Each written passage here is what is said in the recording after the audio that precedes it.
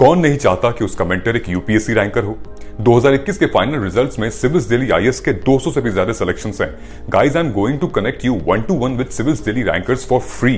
There is a link in the description, fill it and schedule a session. These ranker will prepare a timetable and a personalized plan for you. ये toppers आपको exactly वही बताएंगे कि कौन सी book follow करनी है, कौन सा चैप्टर पढ़ना है. They will guide you in answer writing, mocks and accessing them. Don't miss this golden opportunity to get mentored by a ranker. नमस्कार, I am Dr. Suyesh Chauhan, Indian Foreign Service Officer 2018 batch, posted as Consul, Head of Commercial and Education Wing at the Consulate General of India in Munich, Germany.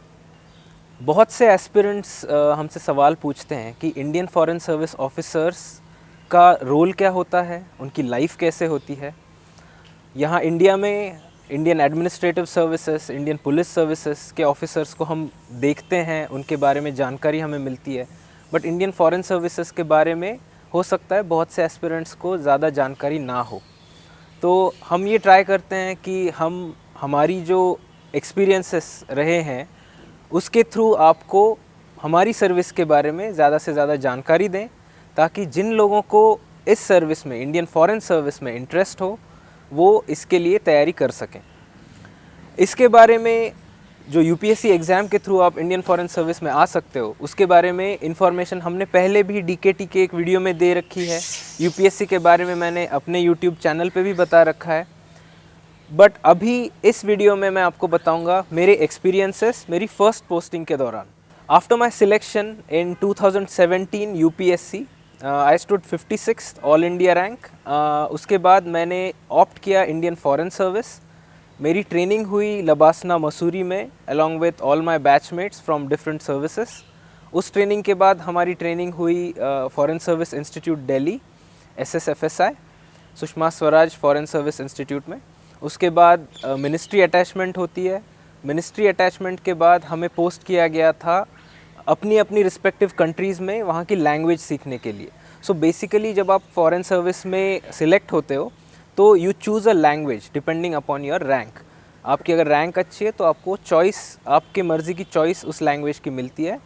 तो मेरे पास जो choice थी, मैंने German language opt की क्योंकि मुझे German language में interest था। I got posted to Berlin, जो जर्मनी की कैपिटल है। वहाँ हमारी एम्बेसी में I did my language training for 1 year. Foreign service officers, उनकी पोस्टिंग जब होती है अलग अलग कंट्रीज़ में, पहले उस कंट्री की लैंग्वेज सीखते हैं। कुछ कंट्रीज़ की लैंग्वेज 1 साल में सीखी जाती है, जैसे जर्मन है, स्पेनिश है, फ्रेंच है। कुछ कंट्रीज़ में 2 साल लग जाते हैं, चाइनीज़ है, जापनीज़ है। ये लैंग्वेजेस थोड़ी सी डिफ़िकल्ट मानी जाती है। तो मेरी लैंग्वेज ट्रेनिंग बर्लिन में हुई, 1 साल तक हुई। उसके बाद मेरी फ़र्स्ट पोस्टिंग म्यूनिक में हुई। म्यूनिक में जो कॉन्सुलेट जनरल ऑफ इंडिया है वहाँ पे। अब बहुत से एस्पिरेंट्स को एम्बेसी और कॉन्सुलेट में डिफरेंस पता नहीं होता, तो मैं इन शॉर्ट आपको उसके बारे में बताता हूँ। ये वीडियो ना ही यूपीएससी में क्या आपने करना चाहिए उसके बारे में है, ना ही ट्रेनिंग के डिटेल में जा रहे हैं हम। उसके लिए हम कभी और डिफरेंट वीडियोस बनाएंगे। बट मेरे एक्सपीरियंसेस जब मैं आपके साथ शेयर कर रहा हूँ तो मैं बार बार आपको कॉन्सुलेट का मैं जिक्र करूँगा, तो आपको एम्बेसी और कॉन्सुलेट ये पता होना चाहिए। तो एम्बेसीज़ होती हैं किसी भी कंट्री की कैपिटल सिटी में, और उस कैपिटल में वहाँ की जो पॉलिटिकल क्लास है उसके साथ, या वहाँ की जो गवर्नमेंट है उसके साथ हमारे अच्छे रिलेशंस हों, इसके लिए वो एम्बेसी काम करती होती है। सो फॉर एग्ज़ाम्पल जो इंडिया की एम्बेसी है जर्मनी में, वो वहाँ की कैपिटल बर्लिन में है। एंड जो दूसरे इम्पॉर्टेंट सिटीज़ है वहाँ पे कॉन्सुलेट होता है। तो consulate general of India Germany में जो दूसरी इम्पॉर्टेंट सिटीज़ हैं, म्यूनिक, फ्रैंकफर्ट एंड हैम्बर्ग, वहाँ पे कॉन्सुलेट है। सिमिलरली दूसरी कंट्रीज़ की एम्बेसीज़ इंडिया में होती है न्यू दिल्ली में, और उनके कॉन्सुलेट्स होते हैं अदर इम्पॉर्टेंट सिटीज़ जैसे मुंबई, बैंगलोर, इन सिटीज़ में। So I hope this difference is clear. So after my training as a language trainee in Berlin, I got posted to the Consulate General of India in Munich. वहाँ जो officers होते हैं उनको कहते हैं consuls, और जो हमारे हेड होते हैं वहाँ पे उनको कहते हैं कॉन्सुल जनरल। वो एक senior Indian foreign service officer होते हैं। उनकी गाइडेंस में we undertake lot of development projects and things that are of interest for our country. So I got posted to the Consulate General of India in Munich as a consul, and the charge that I was handling and that I am handling right now is Consul Head of Commercial and Education Wing.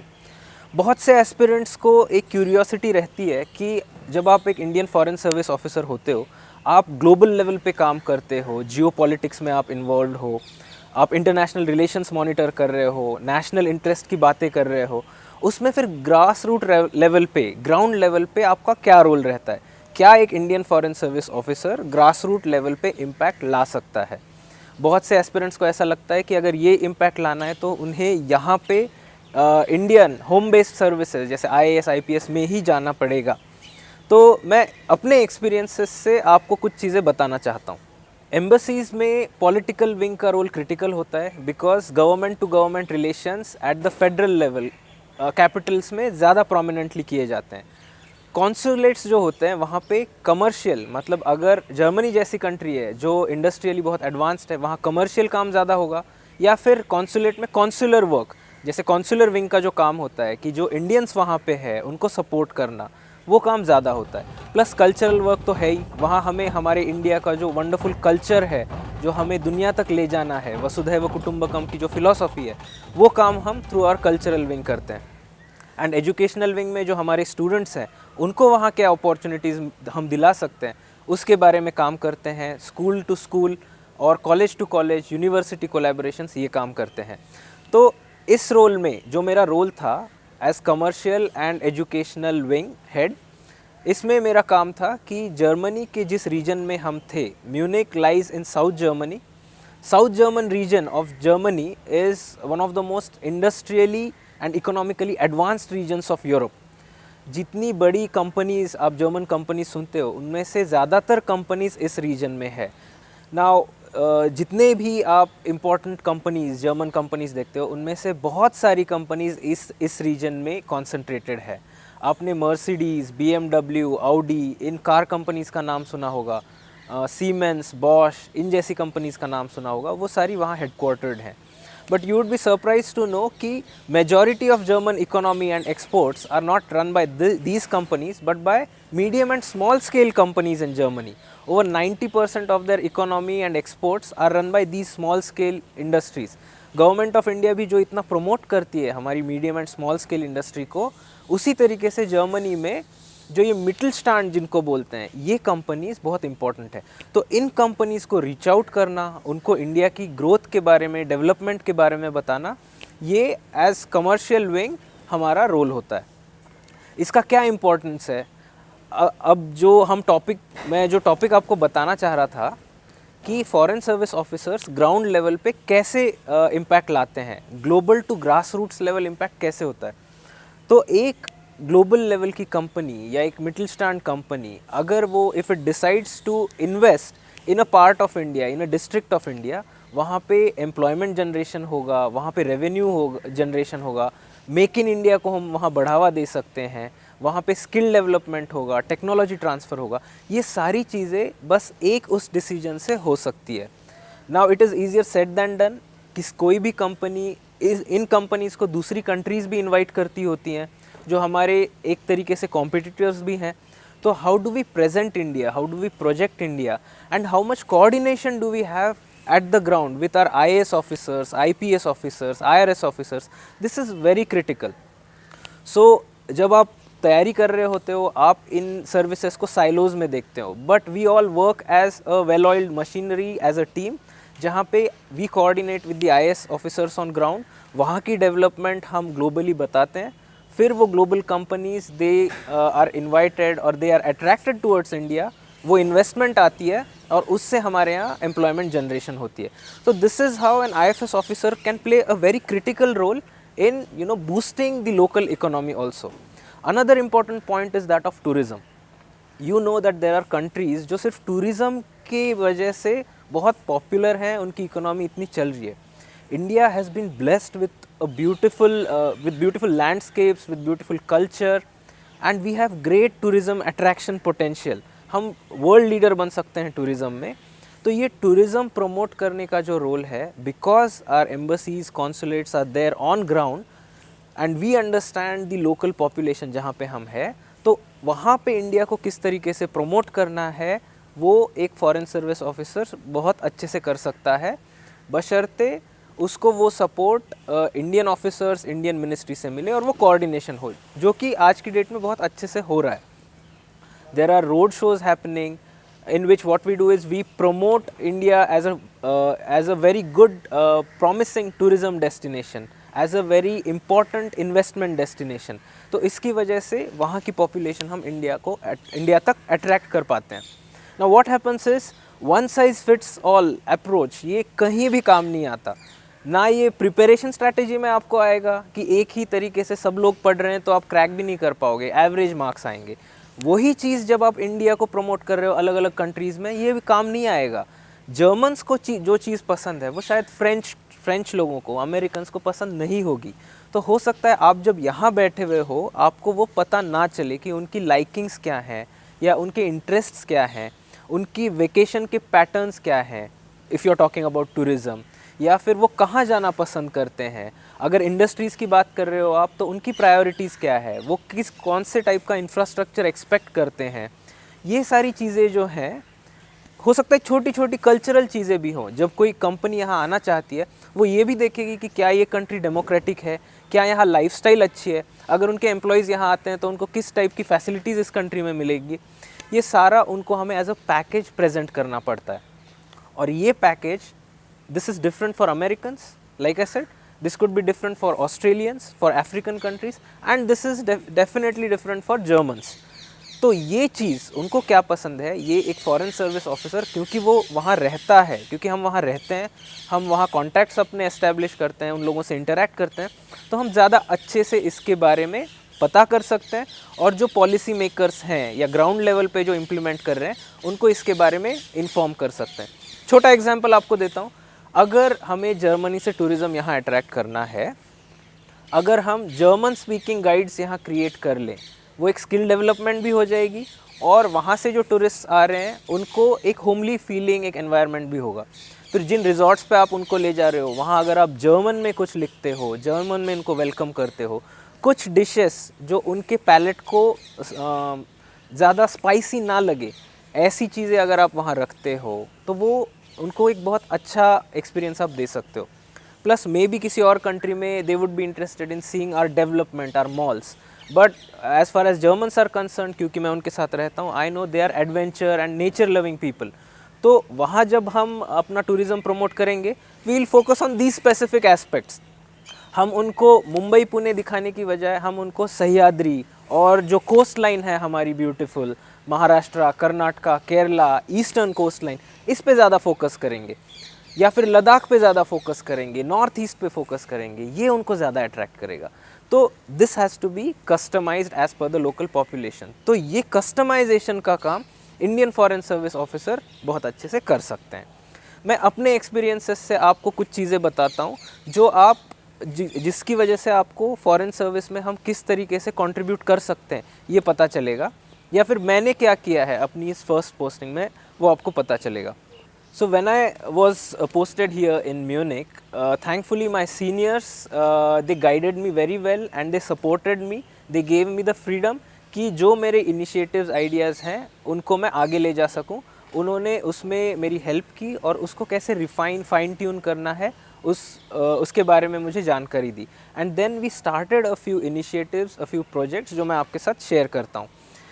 What we did was, as a part of commercial wing, हमने ये decide किया कि instead of promoting or along with promoting India in general, we'll focus on specific regions जहाँ पे हम industrial investment attract करना चाहते हैं.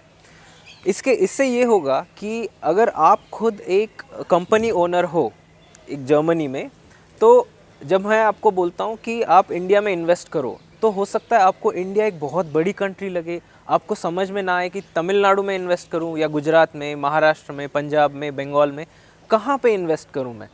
Because and every state is also promoting itself beautifully, but at the same time it becomes very confusing for a country. So if we focus on specific regions जहाँ पे हर state में अच्छी industrial policies implement हो रही है, infrastructure develop हो रहा है, तो for that particular company it becomes easier to pin point on these locations. We decided to focus on Aurangabad. Why Aurangabad? मेरा एजुकेशन, मेरा MBBS औरंगाबाद से हुआ है, मैं उस रीजन से बिलोंग करता हूँ, मेरे वहाँ कॉन्टैक्ट्स भी हैं और मैं उस रीजन को जानता भी हूँ, वहाँ की डेवलपमेंट मैंने फर्स्ट हैंड देखी हुई है। एंड प्लस महाराष्ट्र में it is one of the most important industrial towns which is emerging as a very important investment destination. It is also part of the DMIC corridor. अभी आपने सुना होगा वहाँ समृद्धि महामार्ग जो महाराष्ट्र प्रॉस्पेरिटी कॉरिडोर है वो डेवलप हुआ है, तो बहुत अच्छी इंडस्ट्रियल डेवलपमेंट हो रही है। But how many German companies know about this? तो हमने ये डिसाइड किया कि हम ये डेवलपमेंट उन तक ले जाएंगे। इसी तरीके से हम ये डेवलपमेंट लेके गए जर्मनी की एक सिटी इंगोलस्टाट तक। इंगोलस्टाट वो शहर है जहाँ ऑडी, आपने कार्स देखी होंगी, सुना होगा, ऑडी कार्स का हेडक्वार्टर्स है। So Ingolstadt is the global manufacturing headquarters of Audi. वहाँ पे हम गए, वहाँ की सिटी एडमिनिस्ट्रेशन को हमने औरंगाबाद के बारे में बताया and they were very much interested. So then we proposed a sister city partnership between the two cities. Now what is sister city partnership? दो सिटीज़ की जो गवर्नमेंट्स होती हैं, they agree to connect with each other more closely, to cooperate with each other more closely. इसको कहते हैं sister city partnership. ऐसी बहुत ज़्यादा सिस्टर सिटी पार्टनरशिप्स नहीं है, बट अगर हो तो उन कंट्रीज़ में, उन रीजन्स में हमारी सिटीज़ पॉपुलर हो जाती हैं। So for investment, for tourism, वहाँ पे हमारी सिटीज़ का नाम होता है। सो इस तरह हमने डिसाइड किया कि इस बार we'll focus on Aurangabad. We took Aurangabad to them, they got interested, then we connected to our district administration at Aurangabad. Thankfully we had very cooperative officers in Aurangabad in Maharashtra state, and immediately the process went forward. So it was a beautiful example of IFS-IAS coordination, और I am happy to say कि within a span of few months last year हमने इंगोलस्टाट Aurangabad sister city partnership का letter of intent कि हमको ये करना है, ये हमने साइन कर दिया। So now these two cities are connected as sister cities. इससे क्या होता है? See, Germans की एक peculiarity है, हर country, her every sort of people have their own stereotype, but Germans के बारे में ये जाना जाता है कि वो जल्दी trust नहीं करते, but once they trust, they put in their full trust. And once the government has put in its trust in Aurangabad, वहाँ की जो इंडस्ट्री है वो देख रही है कि गवर्नमेंट ने किस सिटी को ट्रस्ट किया है, वहाँ के टूरिस्ट देख रहे हैं कि उन्होंने औरंगाबाद को ट्रस्ट किया है। So now when they think of investing somewhere, instead of investing maybe in Vietnam, Indonesia और elsewhere, they will focus on India, and in India they will focus on Aurangabad. So this is एक step, एक connection की वजह से वहाँ से हम ज़्यादा इन्वेस्टमेंट अट्रैक्ट कर सकते हैं। Now this is not, we have still a lot more work to do. हमें और प्रमोट करना पड़ेगा, हमारा इंफ्रास्ट्रक्चर उनको बताना पड़ेगा, सपोर्ट देना पड़ेगा, ताकि वहाँ से इंडस्ट्री यहाँ तक आए। यहाँ पे उनको रिटेन करना पड़ेगा, यहाँ फैसिलिटीज़ देनी होंगी। बट जो फर्स्ट स्टेप है वो अट्रैक्ट करने का, वो ये था। This is one example. इसी तरीके से हम और सिटीज़ को और कंट्रीज़ की सिटी से कनेक्ट कर सकते हैं। इसमें like I said, IAS IFS coordination, cooperation, ये बहुत ज़रूरी है। Second example I'll give you is of education wing. So I am also handling the education wing at the Munich at the Consulate General of India in Munich. तो as a part of education, आप में से कितने लोगों को पता है कि जर्मनी में हायर एजुकेशन फ्री है? पब्लिक यूनिवर्सिटीज़ में अगर आप एडमिशन लेते हो तो जैसे आपको US UK में बहुत सारा पैसा खर्च करना पड़ता है, वैसा जर्मनी में नहीं है। बट इसके बारे में इंफॉर्मेशन बहुत ज़्यादा लोगों के पास नहीं होती। So what we did was, we started an awareness campaign so that हमारे जो स्टूडेंट्स हैं यहाँ पे, उनको इसके बारे में पता चले। So when I had to start this pilot project, naturally because I came from Maharashtra, I thought कि वहाँ से मुझे ज़्यादा ईजी होगा। So we started off with a project called as global Maharashtra. So in this global Maharashtra initiative what we did was, जो government and tribal schools हैं महाराष्ट्र में, ज़िला परिषद स्कूल्स, ऐसी हमने शुरुआत में 75 स्कूल्स चूज़ की। Why 75? Because it was the 75th year of our independence. So we decided this is a good initiative to celebrate our independence. तो हमने 75 स्कूल्स चुनी वहाँ अक्रॉस महाराष्ट्र स्टेट, एंड उनको ऑनलाइन एक प्लेटफॉर्म पे ले आए। और जो महाराष्ट्रियंस या जो भी इंडियंस इंटरेस्टेड होंगे इन लोगों को गाइड करने में, इन स्टूडेंट्स को, उनको भी हम, उनकी एक टीम बनाई हमने और उनको गाइड करने के लिए हम एक प्लेटफॉर्म पे ले आए। Now in this initiative what we do is, every month we have what we call as doctor Baba Saheb Ambedkar global awareness periods.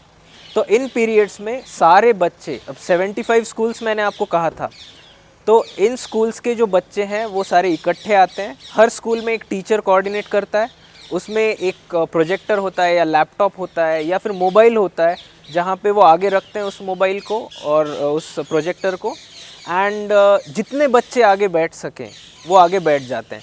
And उनको हमने कनेक्ट किया हुआ है जर्मनी में। वहाँ जो इंडियंस हैं जो देश छोड़ के बाहर गए हैं, जिनको वहाँ के अपॉर्चुनिटीज़ पता है, जिनको पता है कि हमारे ये जो कल का फ्यूचर है उनको वो अपॉर्चुनिटीज़ मिल सकती हैं, तो वो उनको गाइड करते हैं कि आप क्या स्टेप्स लो, यहाँ क्या इम्पोर्टेंट है, जर्मन लैंग्वेज आप क्यों सीखनी चाहिए और कैसे सीखनी चाहिए, ये सारी चीज़ें वो उनको बताते हैं। तो ये चीज़ वो इंडिविजुअल लेवल पे अपने अपने गांव में तो कर ही रहे थे, बट हमने क्या किया, सारे गाँव को इकट्ठे लेके आ गए एक प्लेटफॉर्म पे, और सारे ये जो इंटरेस्टेड इंडियंस हैं बाहर उनको इकट्ठे लेके आ गए एंड उनके थ्रू गाइडेंस स्टार्ट किया। Global Maharashtra initiative started with 75 schools, उसके बाद उसमें 300, 500 एंड नाउ वी हैव 1000 ज़िला परिषद and government schools across Maharashtra state जो हमसे जुड़ी हुई हैं, और उनको इस प्रकार का जो गाइडेंस है वो बाहर रहने वाले इंडियंस दे रहे हैं। Now this is very valuable because I will tell you, according to figures Germany is going to require 4 million 40 lakh jobs in the next 10 years, और ये उनको इमिग्रेंट्स के थ्रू भरनी है। अब इतनी ये जो अपॉर्चुनिटी है अक्रॉस डिफरेंट सेक्टर्स, वो हमारे स्टूडेंट्स को क्यों ना मिले। प्लस इंडिया में खुद there are so many German companies, over 1000 German companies exist in India, तो वहाँ पे भी उनको लेबर चाहिए होगा, स्किल्ड लेबर चाहिए होगा। And if India has to become a skilled labour hub for the world, जो हमारा स्किल इंडिया मिशन है, which aims at skilling our people to global levels, global standards, वहाँ तक उनको अगर ट्रेन करना है तो ये पहले अवेयरनेस हमें स्कूल्स कॉलेजेस में करनी पड़ेगी। तो what we did was we started this awareness at school level. यही बच्चे 5 साल 10 साल में जब जॉब ढूंढेंगे, उस टाइम पे उनके पास अवेयरनेस होगी और उनको पता होगा कि उनको क्या स्टेप्स लेने हैं। आप में से बहुत लोग आज जो एग्ज़ाम दे रहे हैं, या आपकी जो पहले वाली जनरेशन है, आपके पेरेंट्स हैं, उनको आई डोंट थिंक किसी ने स्कूल में इन चीज़ों के बारे में बताया होगा। बताया होता तो शायद आप कुछ और कर रहे होते आज। तो हम ये जो इन्फॉर्मेशन का गैप है वो गैप भर रहे हैं through our initiative and through our Dr. Baba Saheb Ambedkar global awareness periods. Dr. Ambedkar had given us this message of spreading education and making it a tool for social transformation. So this is one thing that we are doing. तो हम बैठे हुए Germany में हैं, मैं, मेरी team and सारे Indians जो जर्मनी में हैं वो वहाँ हैं, but we are creating small level impacts at ground level. तो आज की डेट में वी हैव 1000 स्कूल्स। हर स्कूल से अगर आप 100 बच्चे भी पकड़ लो तो कितने बच्चों को एक साथ गाइडेंस प्रोवाइड हो रही है। And I am also happy to tell you that इसमें से हमने एक टीम बनाई, वहाँ जो इंडियंस हैं जो अब जर्मन बोल लेते हैं अच्छे से, उनको हमने बोला आप रेगुलर क्लासेस कंडक्ट करो और जर्मन पढ़ाओ बच्चों को फ्री ऑफ कॉस्ट। आजकल तो ऑनलाइन टीचिंग का ज़माना है, तो why not learn German. So free time में ये गाँव के बच्चे जर्मन सीख रहे हैं। I am happy to tell you 300 schools are learning German, और उन्होंने एक स्टेज उसका क्रॉस कर लिया है अभी। तो you can imagine what kind of transformation is happening. Government is doing its role, वो इंफ्रास्ट्रक्चर डेवलप कर रही है and we have a huge population to cater, but what can we do, how can we add value to this system. So this is how we have thought कि जो हमारे Indians बाहर हैं जो कुछ करना चाहते हैं उनको हम इसमें ज्वाइन करके इस तरीके से प्लेटफॉर्म दे सकते हैं। Tomorrow if I will be posted to some other country, ये सेम चीज़ मैं वहाँ उस कंट्री की अपॉर्चुनिटीज़ इंडिया तक पहुँचाने में यूज़ कर सकता हूँ। जैसे पायलट प्रोजेक्ट महाराष्ट्र के साथ हुआ है, कल को वो गुजरात के साथ, तमिलनाडु, उत्तर प्रदेश, जिस स्टेट में भी इंटरेस्ट है, जिस स्टेट में भी हम करना चाहें वहाँ पे ये कर सकते हैं। इससे आपको एक चीज़ पता चली होगी, as Indian foreign service officer आप कमर्शियल लेवल का भी काम कर रहे हो, राइट? आप कंपनीज़ को अट्रैक्ट कर रहे हो। वो आप कहीं पे भी you can ask those companies और inform those companies to go to any place. You are not restricted by a cadre कि आप इस स्टेट में हो तो इसी की डेवलपमेंट, या इस ज़िले में हो तो इसी की development. You can coordinate with your batchmates, seniors, juniors in different services. उस सर्विस में जहाँ आपको अपॉर्चुनिटी लगे वहाँ पे आप ये इन कंपनीज़ को वहाँ डायरेक्ट कर सकते हो, टूरिस्ट को वहाँ डायरेक्ट कर सकते हो। एजुकेशन में आप you choose an area in India, आपको कल को नॉर्थ ईस्ट में कुछ अच्छा काम करना है, nobody stops you. You have to take interest. We have wonderful officers in the Indian Foreign Service, seniors who support you, guide you, mentor you. You have to show that interest. So I'm telling you this because a lot of people think that Indian Foreign Service का role बहुत restricted है, सिर्फ geopolitics तक। ऐसा नहीं है। Geopolitics is all encompassing. जो बाहर होता है उसका इम्पैक्ट ग्राउंड लेवल पे होता है। बाहर अगर बाहर के बच्चे, बाहर की अपॉर्चुनिटीज़ बाहर के बच्चे ग्रास्प कर रहे हैं तो हमारे बच्चे क्यों ना करें।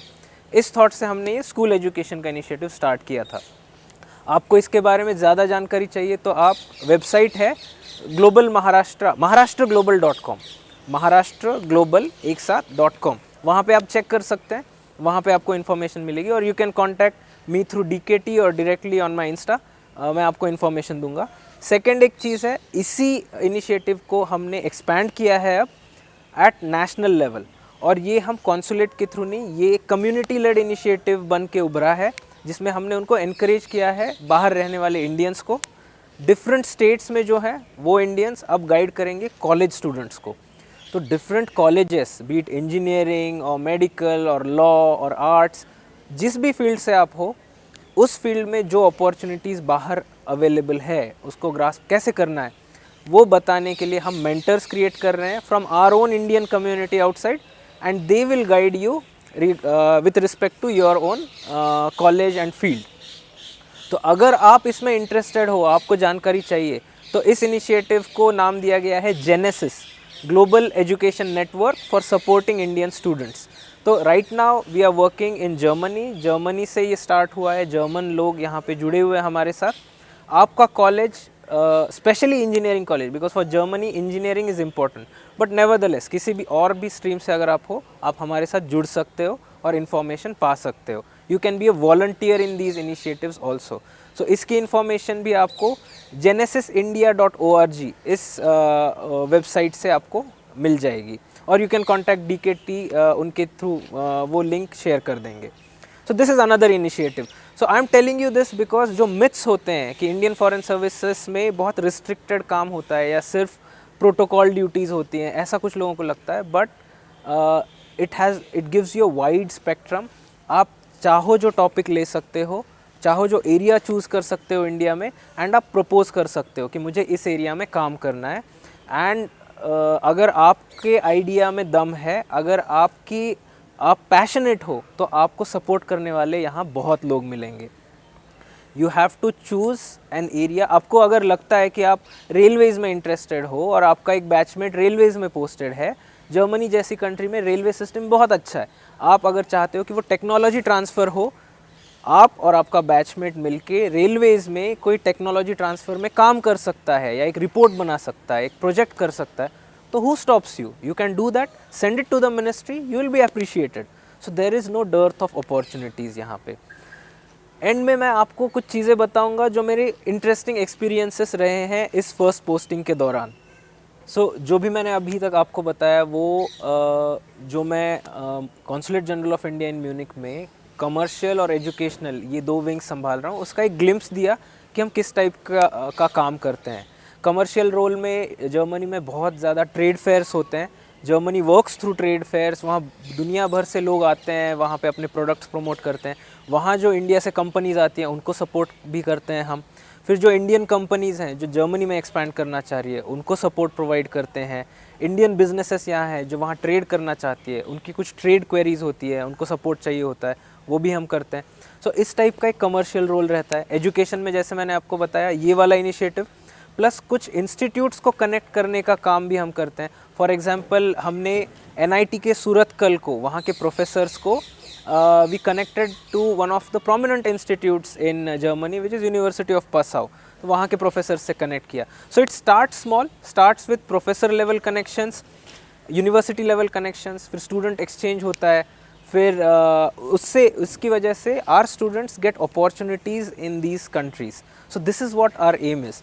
Similarly जो कल्चरल विंग में है वो कल्चर प्रमोट करने का काम करते हैं। ऐसा नहीं है कि अगर आप एक विंग में हो तो you are stuck there forever, ऐसा नहीं है. Your roles keep changing. You can request based on your interest कि मेरा इस विंग में इंटरेस्ट है, मैं वहाँ काम करना चाहता हूँ. And sometimes what I feel is, अगर आप किसी काम के बारे में पैशनेट हो तो आपका काम आफ्टर ऑफिस आवर स्टार्ट होता है. आपका जो भी रोज़मर्रा का काम है वो तो चलेगा ही. हो सकता है आप किसी भी सर्विस में रहो, वो काम आपको हो सकता है एक टाइम के बाद बोरिंग लगे, मोनोटोनस लगे, but that is part of your job. You have to do it, but your actual passionate work might require extra effort, जो आपके ऑफिस आवर्स के बाद शुरू होता है. ये जितने भी इनिशिएटिव्स मैंने बताए, मोस्ट ऑफ देम, उसमें जो भी काम हुआ है वो ऑफिस आवर्स के बाद हुआ है.